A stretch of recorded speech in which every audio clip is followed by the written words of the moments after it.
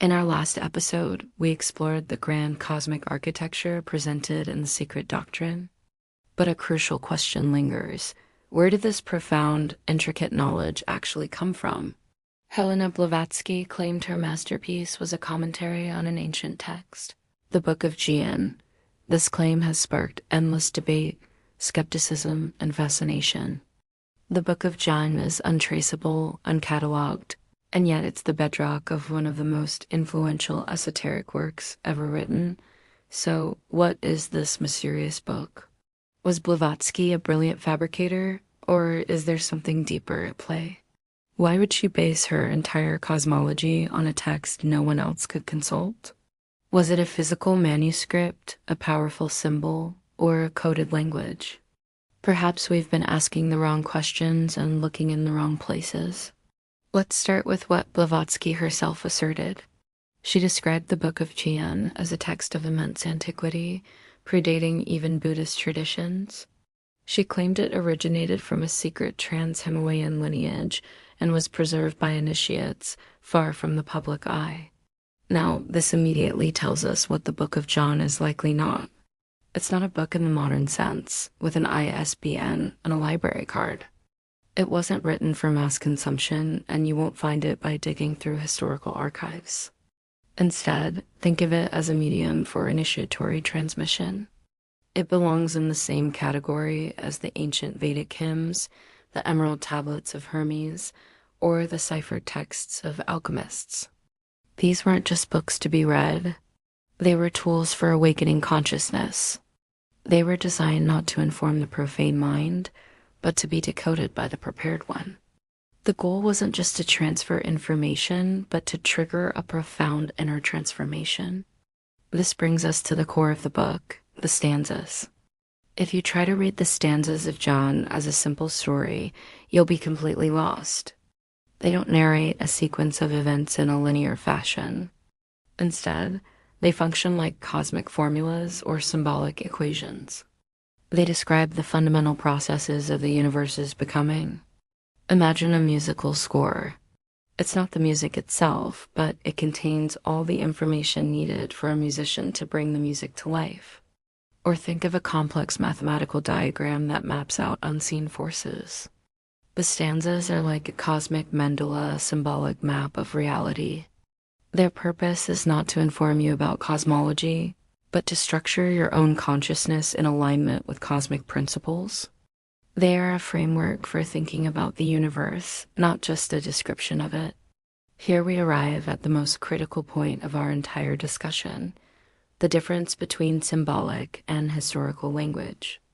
The common mistake is to read the stanzas as a chronological narrative, a mythological story, or a literal account of creation.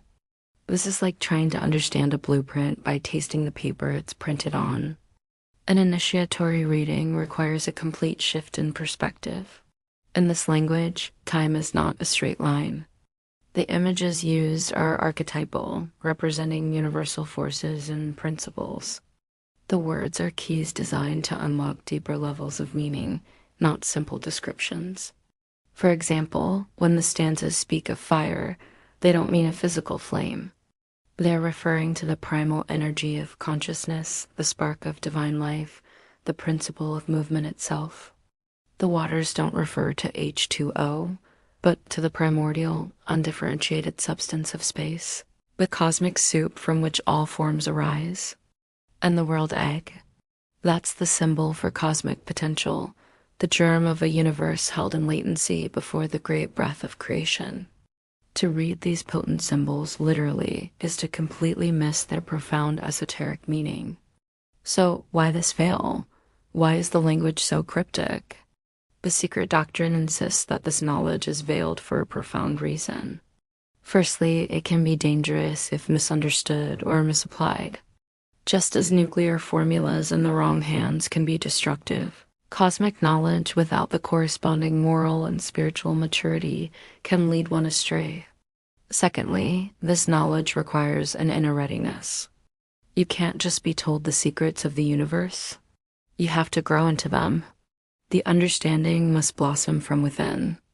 This is why Blavatsky stated that the secret doctrine is not hidden by any external censorship, but by our own inability to read its symbolic language.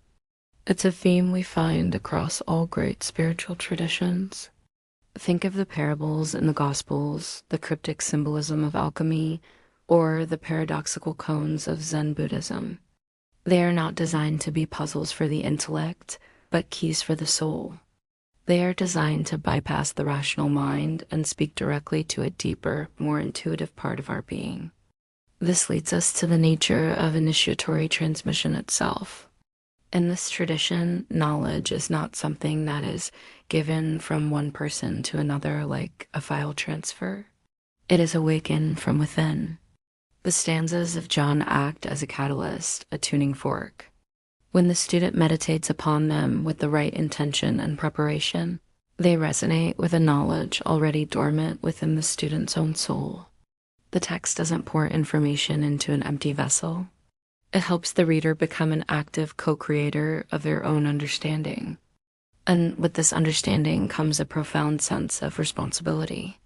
To truly know is to become accountable for that knowledge and how you use it to navigate your life and interact with the world. So, what does this change for us right here, right now? It offers a new way to approach all sacred and esoteric text.